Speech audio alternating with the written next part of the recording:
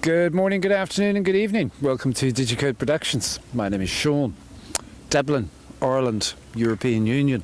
Now, I was taking a little peek on the Time site this morning and I spotted some details about Donald Trump Jr., which I actually found quite interesting. As you know, he's sort of been caught red-handed. Now, by caught, we don't know what he's been caught doing. We do know that he set up a meeting with a Russian solicitor. There are rumours that he may have met with Russian government officials.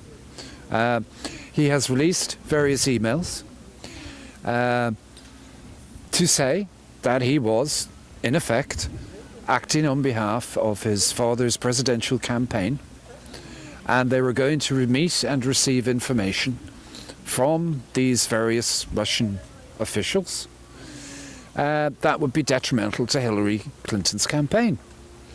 Now, in itself, this is no crime. It's kind of how politics works, I gather. It's a dirty game.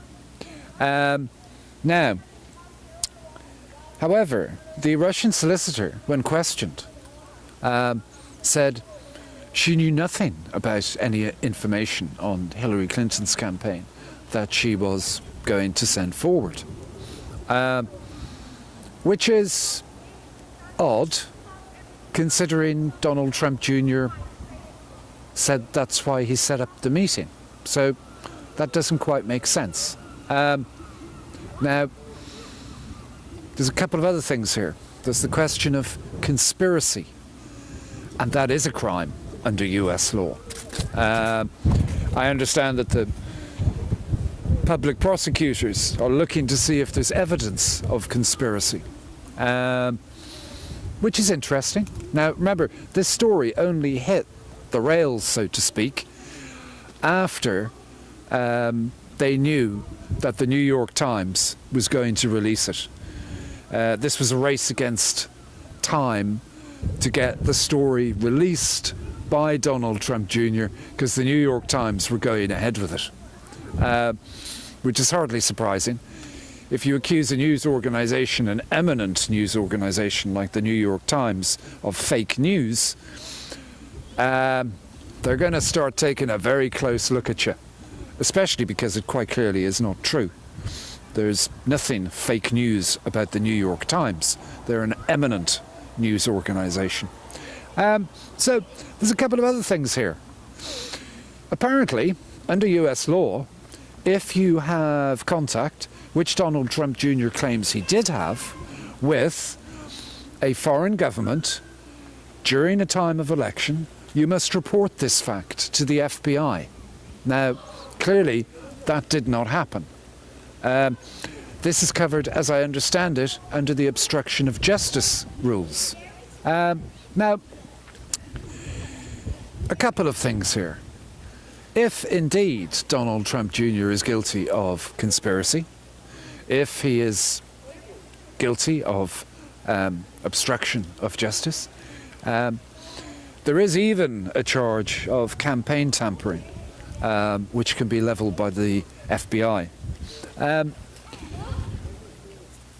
I wonder if he's going to get prosecuted, because it seems to me that Donald Trump and his organisation can say and do anything they want and get away with it.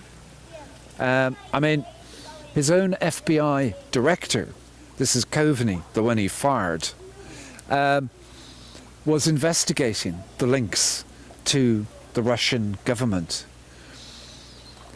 And because he wouldn't stop, Donald Trump fired him. Perfectly able to do it. There's something that just doesn't sit well with me here. There's something that, there's a bad smell to it. It doesn't work. Something very fishy. I'm highly confused by the words that are being used, the accusations that are being thrown around, and it almost seems as if Donald Trump and his presidency are above the law. And that I find quite frightening. There are laws, we have to obey them. So I hope this situation gets clarified quite quickly. But we'll be keeping our eyes open for you on this one, because I don't think anyone's above the law. Thank you very much.